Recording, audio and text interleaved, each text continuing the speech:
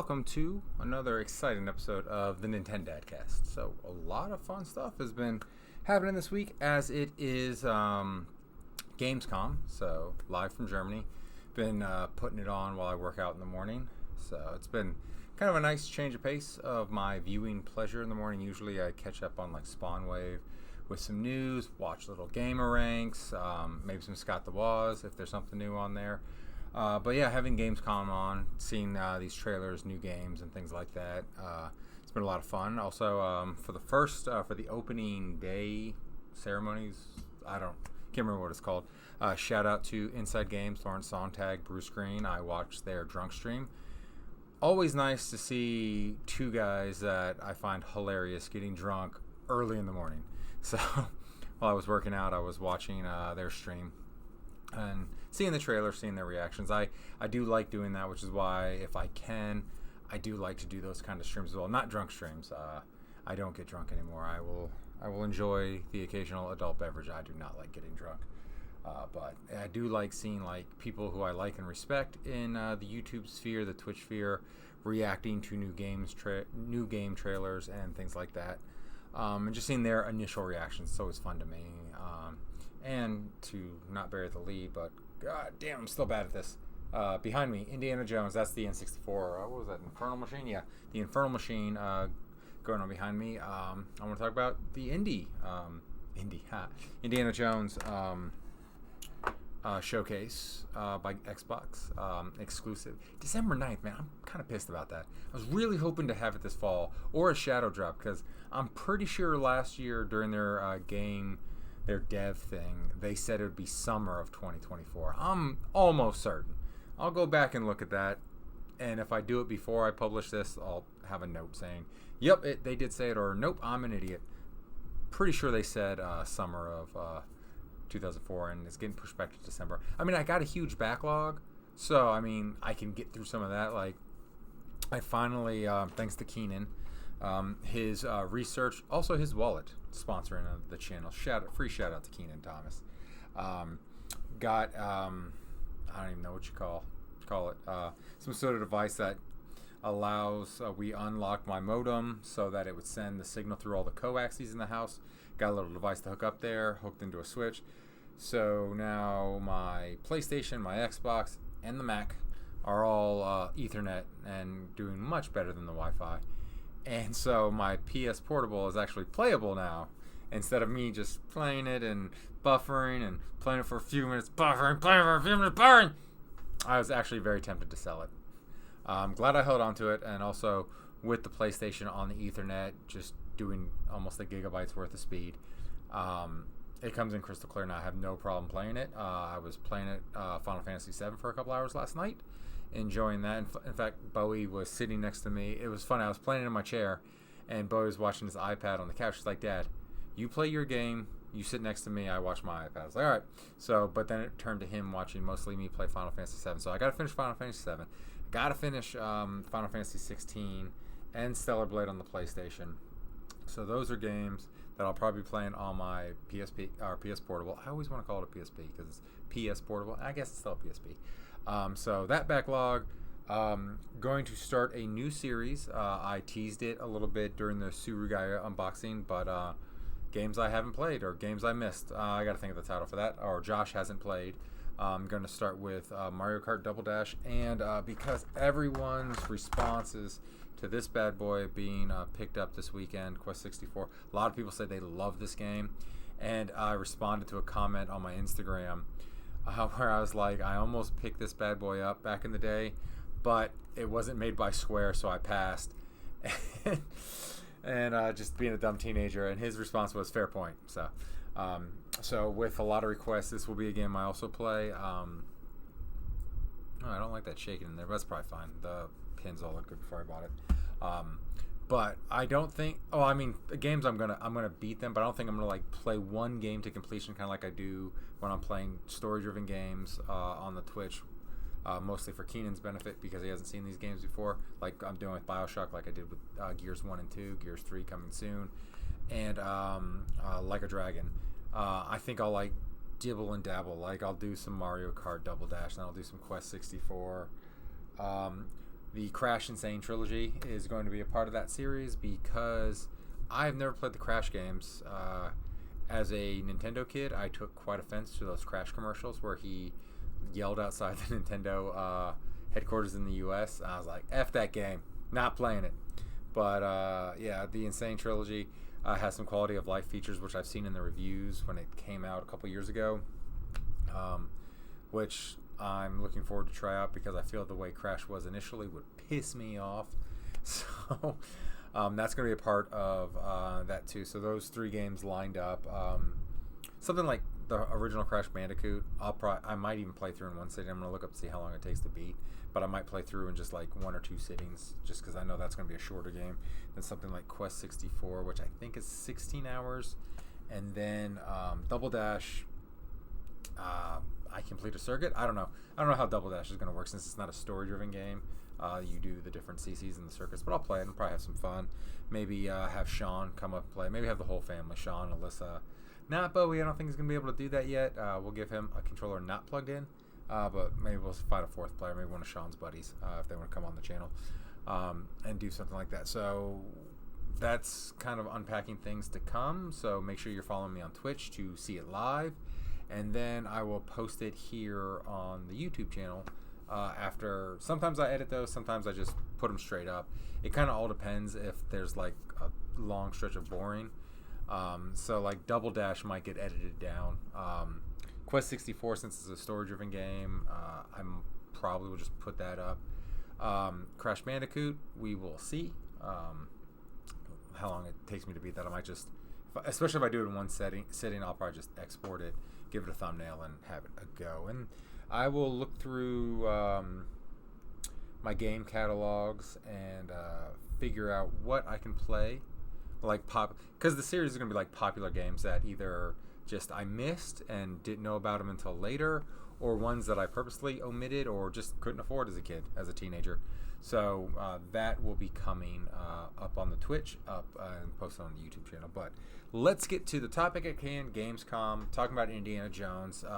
Timed exclusive for Xbox, even though it's being made by Machine Games under Bethesda, which is owned by Microsoft.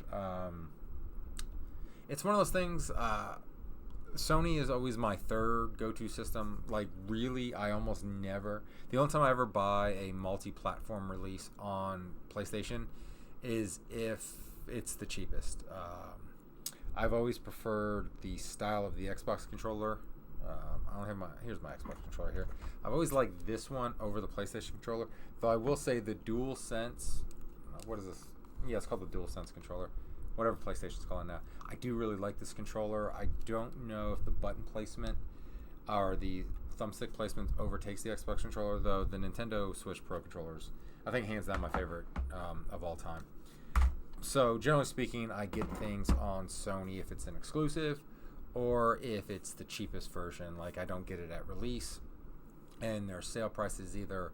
I will give PlayStation Network kudos. Generally speaking, they do better sales than Xbox, or at least they advertise it better, so it's easier to find that sale game than Xbox. But yeah, so it's like that's always my third system. So I always take pride in Nintendo number one. But as far as like the big elite core gamer thing, I've always leaned towards Xbox, and that goes back a long ways to my PlayStation 2 because I stupidly traded in my Dreamcast for a PS2. Because I was a poor teenager, and you need money for the latest greatest, and I wanted that DVD player. And it was kind of like I wasn't like a fan of Sony's. Like the PlayStation, with the exception of a couple games like Metal Gear Solid, Final Fantasy 9, did not really tip the scales for me. I wasn't like big onto Sony, and so PlayStation 2 was the first time I'd gone all in on Sony because I've only had 2 PlayStations. That PlayStation right there, which was a gift from a friend, and another PlayStation that I had while I was a teenager, also a gift from a friend. So I never really owned a PlayStation of my own. Oh, Chrono Cross also, for another game that I loved on PlayStation. So I wasn't a Sony fanboy. I was always Nintendo. But I traded in my Dreamcast to get a launch PlayStation 2. I remember my buddy Jason and I skipped school to go pick our PlayStation 2s. I don't even think he got one launch day. I think he just skipped school to go with me to get it, and we took it home and played it. um, and so I was having a great time with it. I loved it. I loved my PlayStation 2. Got Zone of Enders, Metal Gear Solid 2, The Bouncer, if anybody remembers that, Final Fantasy X, a bunch of sports games, Madden, NHL 2K, things like that. And so things were going good, and then it stopped working. The laser, it was a common thing that started happening at the launch PlayStation 2s. The DVD laser quit working, and I called Sony up. I want to say it was, I was I'd graduated by then. So when did PlayStation come out? Where's my phone? PlayStation 2 release, PS2 release date. That came out March 4th, 2000. So just before or just after the launch of the GameCube and the Xbox, my PlayStation 2 died. So it was fall of 2001, maybe winter of 2001. It died. It just stopped working. The laser stopped working. Barely a year old. And I called Sony up about this, like, hey, this stopped working. They're like, oh, yeah, you can send it in. We'll repair it. I was like, cool. It'll be $150, $120, something like that. Being a college student, I did not have that extra money, especially given the fall semester just started. I just dropped like $700-800 for books. So I was pissed. And I went and traded it and all my PlayStation 2 games into GameStop. This is before they started testing it. I'm probably one of the reasons why they test systems now. Traded that in, and all my games, got a shit ton of credit because it was before they really started ripping you off. And got an Xbox, got Halo, a few other games. Can't really remember all the games I got, but definitely Halo. And I was kind of done with Sony. I was like, we good, Sony. And I maybe I was a Sony hater. But I wasn't one of those console war persons. If you chose PlayStation, I didn't give a shit. But yeah, so I was like, Sony was kind of on my shit list. And of course, like a few months later, more and more systems started failing. So then they started replacing it for free. Like, had they replaced mine for free, I might be one of those psychotic Sony fanboys where it's like I just take digs at Microsoft. So maybe that was a good life lesson for me and made me more of a man and not a boy who participates in console wars. But yeah, Sony, I never get their systems on launch. I originally wasn't going to get the PlayStation 3. I bought an Xbox 360 in the launch window, not launch day, because again, poor college student. I actually got one because I opened up a Sears credit card to build my credit, and they were doing 12 months financing if you spent like $299 or more. So I bought an Xbox 360. I got Madden. I got NCAA football. And it was right before Gears of War came out, so I didn't get Gears yet. I got that on launch when that came out. But yeah, so I got a 360 and I bought the HD DVD add-on. So I was kind of like banking on HD DVD winning that format war. And for a while there, that was good. And then I finally broke down and bought a PS3 a few years later. When I wanted a Blu-ray player, when HD DVD lost the format wars and I needed some high definition ways to watch my movies. So I bought the PS3 mostly as a Blu-ray player because there wasn't really any exclusives that I really wanted at the time except for Metal Gear Solid 4, Metal Gear Solid 4, which I bought with my PlayStation 3. And that was kind of, it was a machine to play Metal Gear, MLB The Show, because at that point I think 2K's baseball game was done. The show had the MLB license, and Blu-ray player. That's really all I used it for. I would buy backwards compatible games. Like mine, I don't think had PS2 backwards compatibility, but still the PS1. So I went and played some old PS1 games that I missed originally. But that was kind of it. That's all I cared about it for. But like I said, I got it like 2 years later, something like that. And then same with the PS4. I bought an Xbox One when it came out, mostly due to exclusives. There wasn't really anything announced for the PS4 that I had to have, but the Xbox One had Dead Rising 3.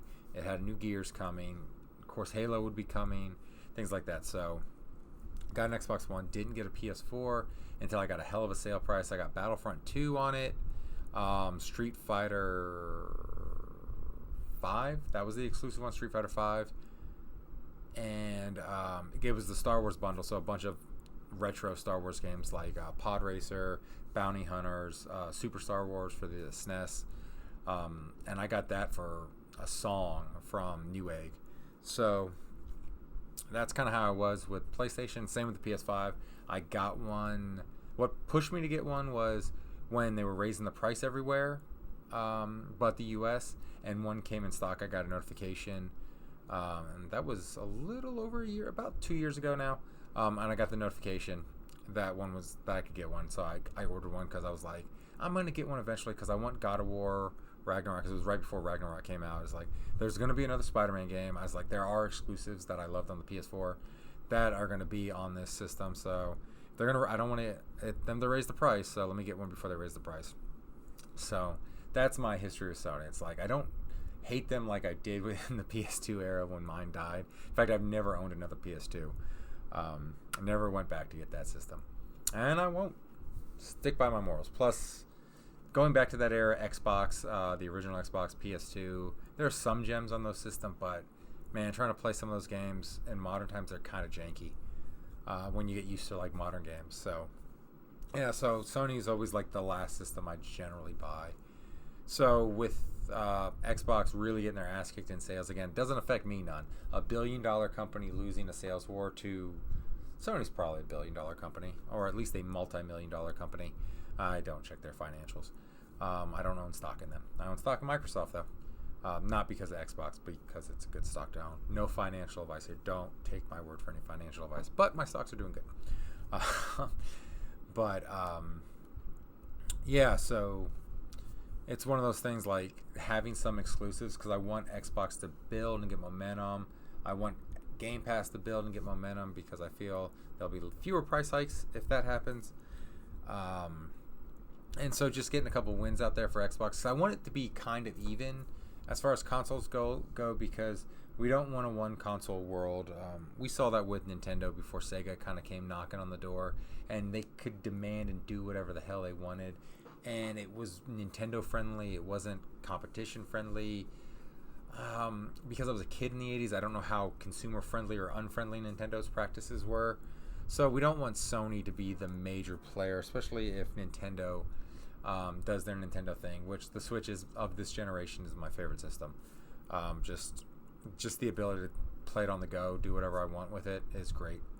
But yeah, we don't want, as far as hardcore gamers go, Sony being the only console avenue. PC gamers, you can sit this one out. I'm talking simply to console people. So it's one of those things, we don't want just one player in the field. We want Microsoft to be competitive, because it forces Sony to be competitive. Because Sony, I'm not saying they will, but they could get lazy if they're the only game in town. If Xbox isn't there to challenge them, they just like sit back and like, whatever, and kind of charge whatever they want for consoles. They can dictate the price on software. So it's one of those things, we kind of need Microsoft to at least be competitive. So a big franchise like Indiana Jones, only being a timed exclusive, hurts them a little bit, but I don't think nearly as much as a lot of people complaining about on the internet are. I can speak from the toy world and movie world. Dial of Destiny kind of bombed, and from the toy world, you can't see it, but I got the first two series of all of Series 1, some of Series 2 Indiana Jones figures over there that Hasbro did, and they've already quietly canceled that line. They didn't say it's gone, but they kind of stopped making stuff for it. Indy's not the seller it is. There's a bunch of us who are in our 40s and 30s who love Indiana Jones and will buy whatever, but I think we're few and far between. I don't think Indiana Jones and the Great Circle is going to be a system seller. I really don't. Someone like me, it might be an Xbox Game Pass mover, because you get it free day and date on Xbox Game Pass, which I already got Game Pass, so I'll have it, and I'm excited for that. In fact, I'm probably going to pre-download it after I'm done filming this.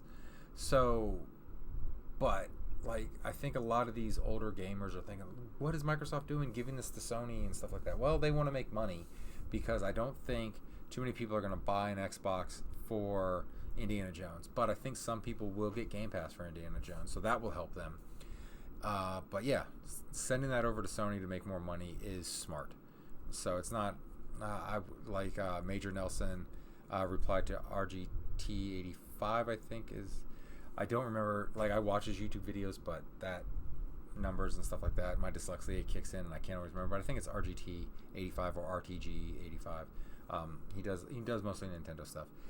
He posted out, what is Microsoft doing, and Major Nelson replied, business, which I'm going to side with Major Nelson on that one because I think that's a good business move for Xbox. They do need to recuperate some of this money from the Activision Blizzard buyout or merger, whatever you want to call it. I had Activision stock. I made a pretty penny off that buyout, so that was great for me. But yeah, so I mean, Indiana Jones is not going to sell systems. I mean, maybe one or two. I don't think it's going to sell that many. I think it will sell more Game Pass subscriptions than it will systems, so that will be good for Game Pass. And then it's good for Microsoft to send that off to PlayStation after a timed exclusive. You can get it now, and then, you know, PlayStation players, if they don't have an Xbox or they didn't convert, they can pick it up too, and then Microsoft makes more revenue off of that. And hopefully they reinvest it in Bethesda and Machine Games.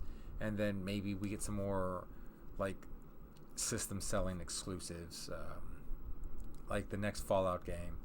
If Xbox was smart, I would make that an Xbox and Game Pass exclusive. I wouldn't put that on PlayStation. Like, games that you feel will get systems out the door, make those exclusives. But some of these games that are not going to be system sellers, sure, yeah, sell them over on PlayStation. Get some of that money. That is smart. Just like if Sony wasn't the console leader right now, I'm sure they'd be doing the same thing with, like, Spider-Man. Maybe not their IPs that they came up with, but yeah, like Spider-Man and Wolverine, I bet you if Xbox was kicking their ass, we'd see those on the Xbox. Or, yeah, we'd see them on the Xbox. So that Sony could recoup some money from those licenses. So it's smart business. I don't fault them for doing that.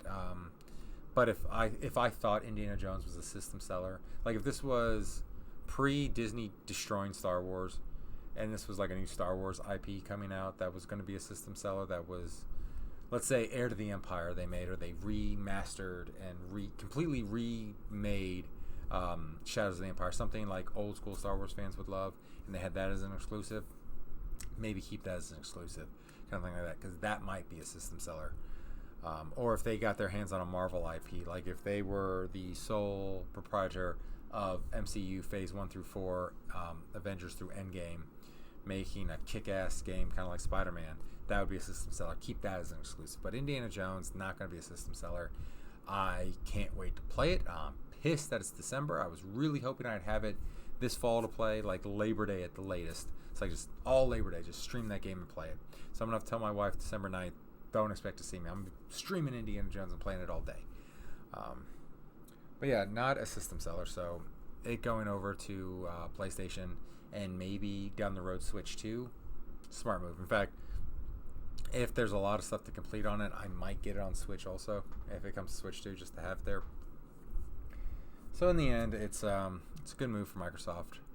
As far as the rest of Gamescom has been, I've not seen anything I've been excited for. That hide and seek for Forza Horizons 5 looks fun.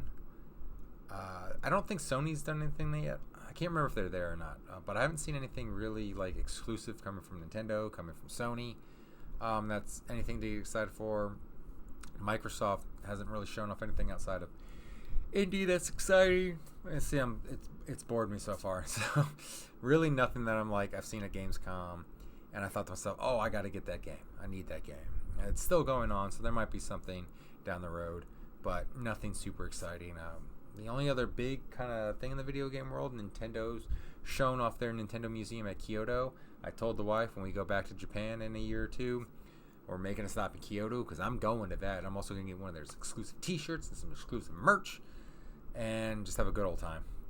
So that looks really cool. I like the interactive stuff they have. Like, they've got a batting cage with their old Nintendo, like, wiffle ball batting thing, and if you hit certain things on the shelves, they do some wacky things.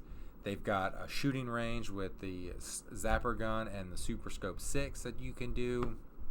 They've got all their old systems hooked up with giant controllers that it takes two people to control that look fun.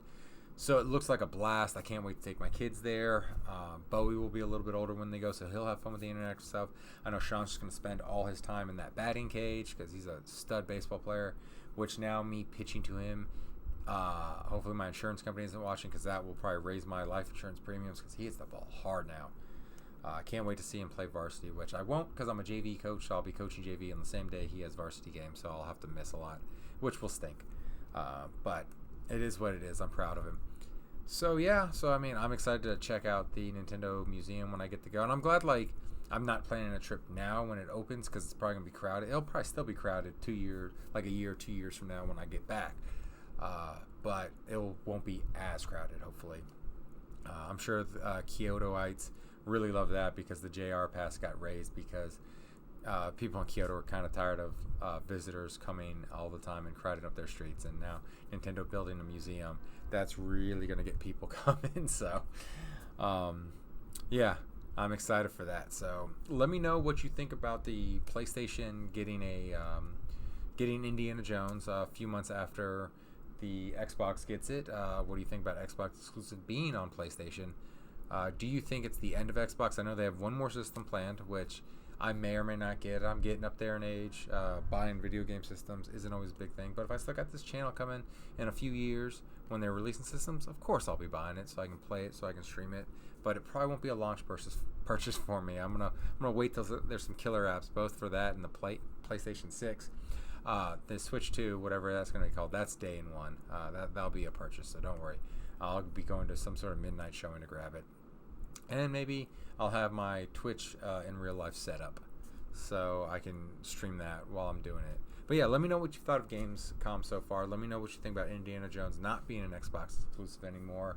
Are you going to go to the Nintendo Museum when it opens in October? Are you planning in Japan? If you are, take a lot of pictures. Share them. I can't wait to see them. But as always, like, subscribe, share this video with your friends if you like it. And as always, have a great rest of your day. And I'll see you later. Bye.